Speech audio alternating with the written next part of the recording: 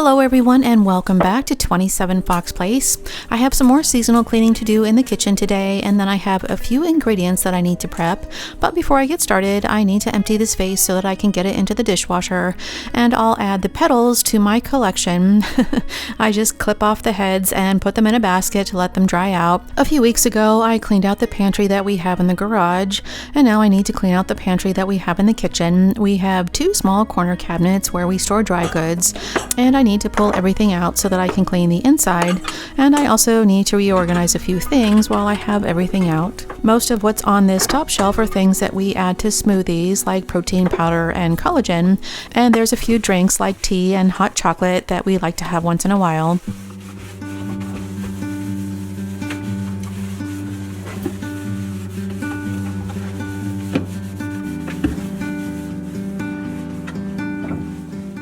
We have a few large containers in here that I was using to store protein powder, but I want to switch to a smaller container. We don't go through the protein powder fast enough, so these jars are always half empty, which means they have a lot of air inside, so it will keep things fresher if I use a smaller jar. I make too many changes to use permanent labels in the pantry. Using the clear containers makes it easy to see what's inside, but there are some things that are easy to mix up, so I like to use a paint marker to label the contents and record the expiration dates. I can safely use it on both glass and plastic containers, but the marker is water-based, so it washes off easily with a little soap and water.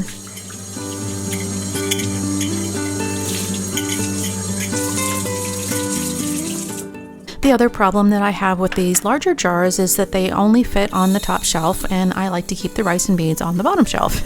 I want to keep everything together and organized, so I'm just going to switch over to a smaller container.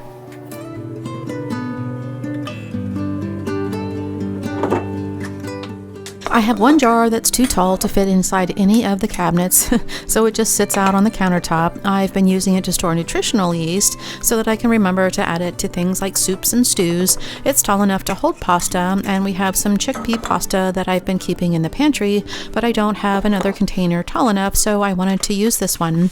I had a little bit of yeast left in the bag and I wanted to empty it out. A little trick to make more room in a container is to just give it a little shake to settle the contents.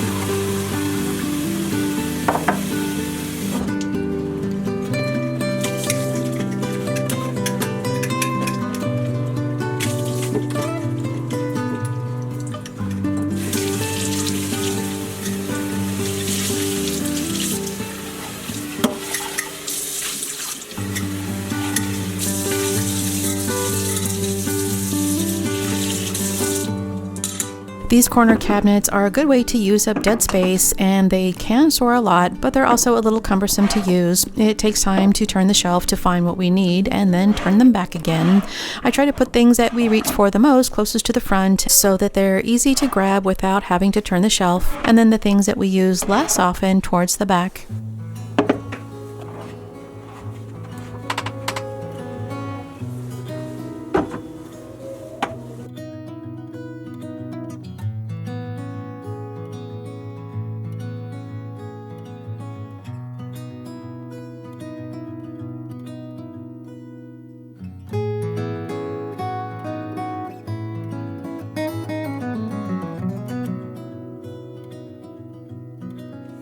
I use the bottom shelf to store things like nuts and seeds on the one side and then rice and legumes on the other. Nuts and seeds have a much shorter shelf life than rice and beans do. I don't store more nuts in the pantry than we can use in a few months' time. The oils in the nuts and seeds can go rancid in just a few months, so if we have any more than that, then I'll store them in the freezer.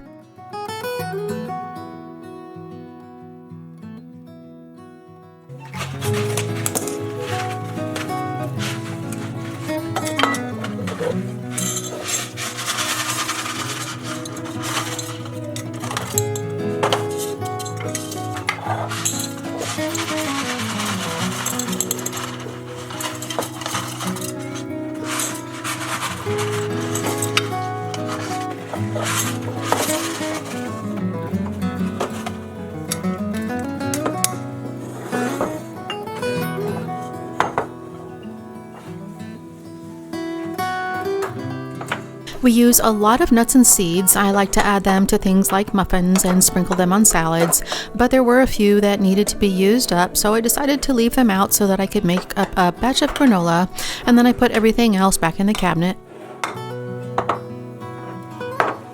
There are times when it's better to pull everything out of a space. When there's absolutely no organization or very little, it's much easier to sort, purge, and organize if everything is together in one place.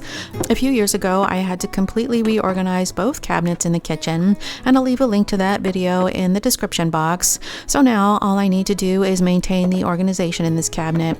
I don't have to empty the entire cabinet and start over from scratch. I can just empty one shelf at a time, clean it, and put everything back.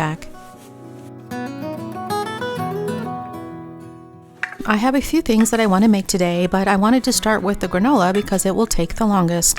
And once I get that in the oven, I can take care of a few other things. Granola is full of nutritious ingredients, but it can be loaded with harmful fats and sugars. It's much better to make granola from scratch, and I found this grain-free recipe that I wanted to try. I'll leave a link in the description box if you want to try it out.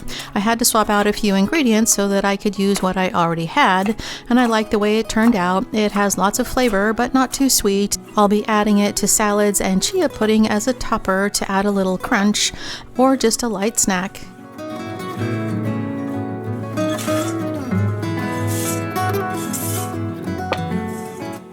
Coconut is usually solid at room temperature, so I need to heat it in the microwave for about 30 seconds. Coconut oil has a lot of health benefits, and it complements sweeter foods like the granola. I'm using cold-pressed, unrefined coconut oil, but you could always swap it out for something like avocado oil.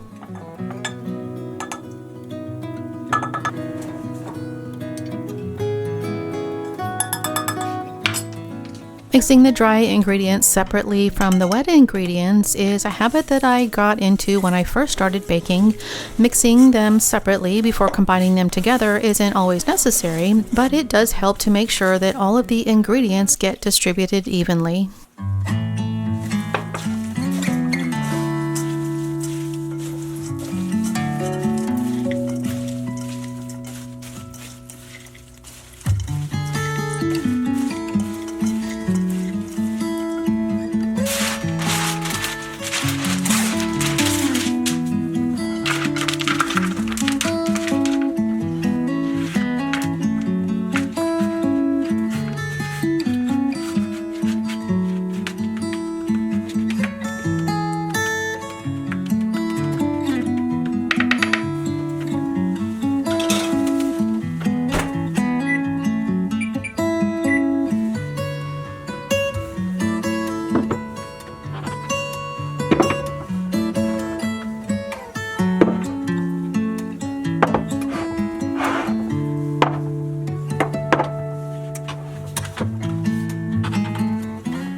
I also wanted to make a batch of tahini today, so I need to start by toasting the sesame seeds so that they'll have time to cool down before I add them to the blender. The hardest part of this recipe is toasting the seeds without burning them. I cook the sesame seeds over medium heat and I stir them occasionally. It will take a few minutes before the seeds start to brown, but once they do, they can burn quickly. So once they're in the pan, I don't leave the stove until I take them off the heat.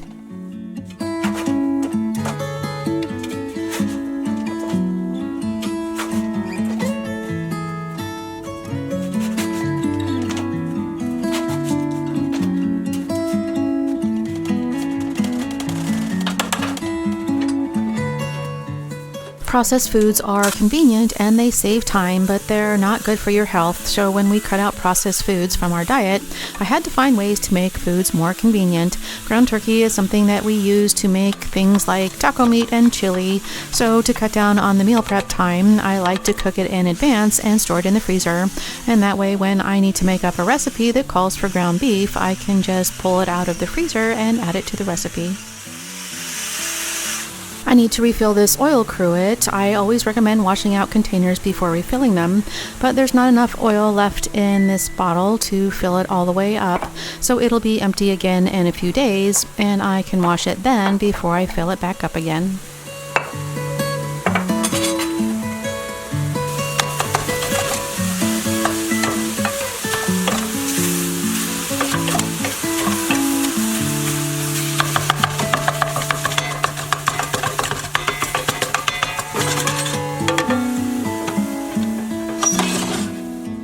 The granola is ready to come out of the oven once it's turned a nice golden brown color.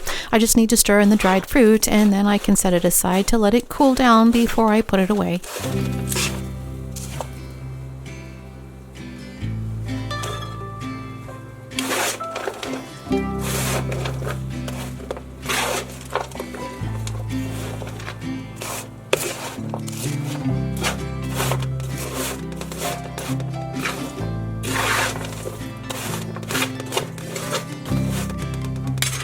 I transferred the sesame seeds over to a mixing bowl so that I could use the same pan to brown the ground turkey, and now that it's had a chance to cool down, I can add it to the blender. I love the nutty flavor of sesame seeds. I like to roast them and sprinkle them on salads or stir fry, and lately I've been finding recipes that call for tahini that I wanted to try. Tahini is simple and easy to make. There's only 2 ingredients and it will last in the fridge for up to 6 months. Once the seeds blend into a thick paste, I can add the oil and blend it all together until it's smooth and creamy.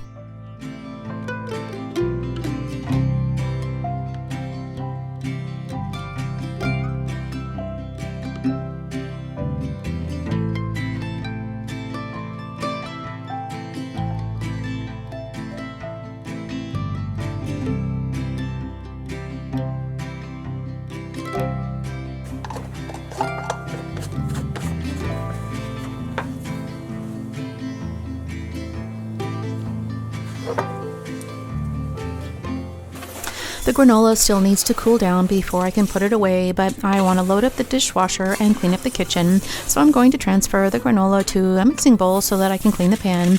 And I also need to start another batch of ground turkey so that it can cook while I clean up in the kitchen.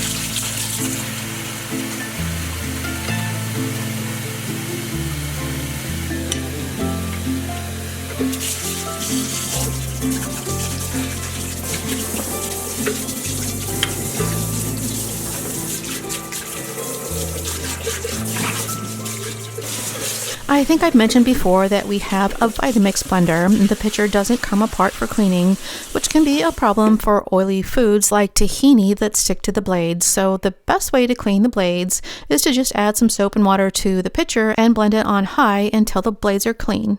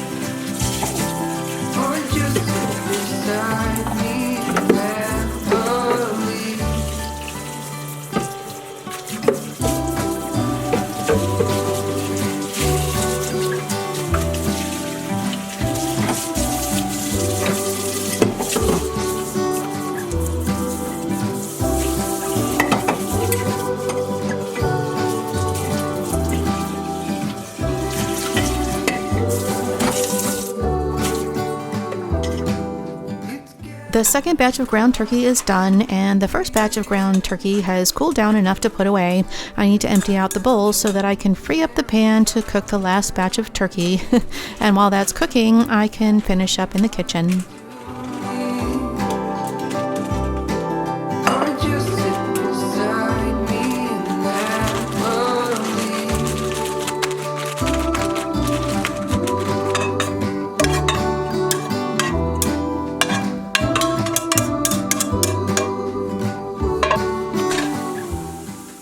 I need to stop and fill the pepper mill. I've had these two mills for several years now. I use one for salt and one for pepper, and I went through a few different sets that all broke within the first 6 months. So far, these have lasted the longest. They are battery operated, but the batteries last forever, and I love that they're automatic because I only need one hand to use them when I'm cooking.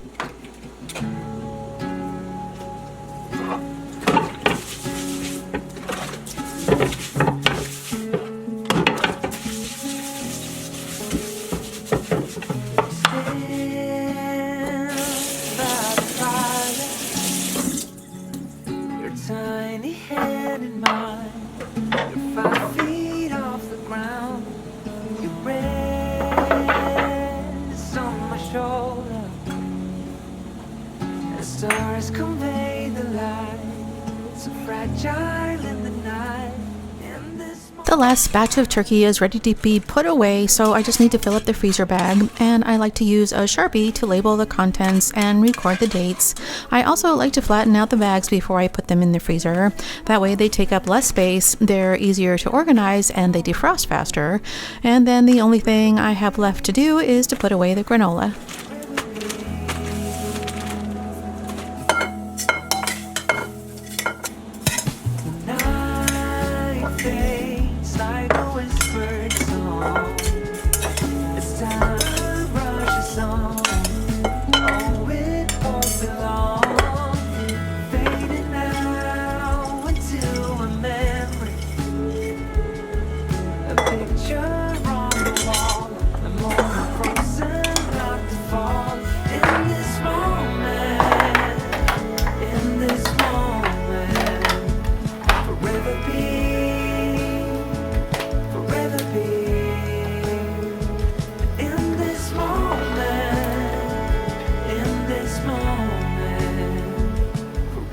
There's no more room in the dishwasher for anything else. I have one large bowl that I'll wash by hand, but I'm not going to bother washing the pan.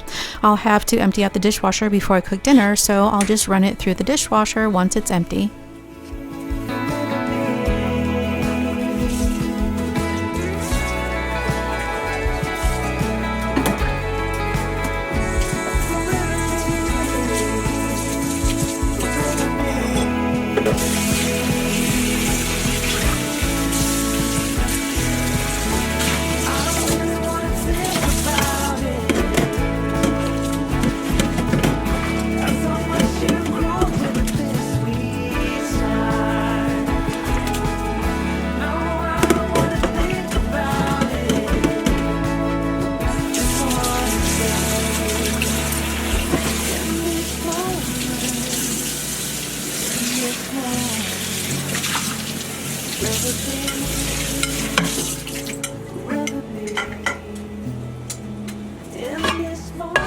The stovetop isn't too bad, but there's a few seeds that I need to clean up.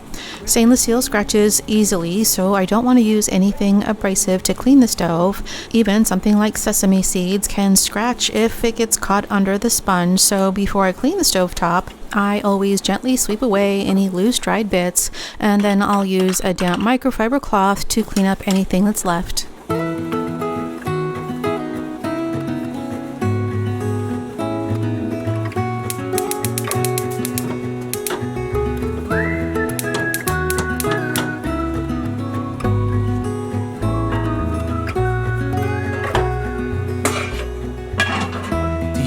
When we were young, running from all things at once, without thinking twice.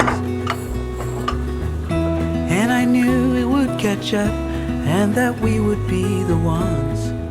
That's all for today. If you like this video, be sure to give it a thumbs up and be sure to hit that subscribe button and turn on the notifications before you go. Thank you so much for spending your time with me today, and I hope to see you next time.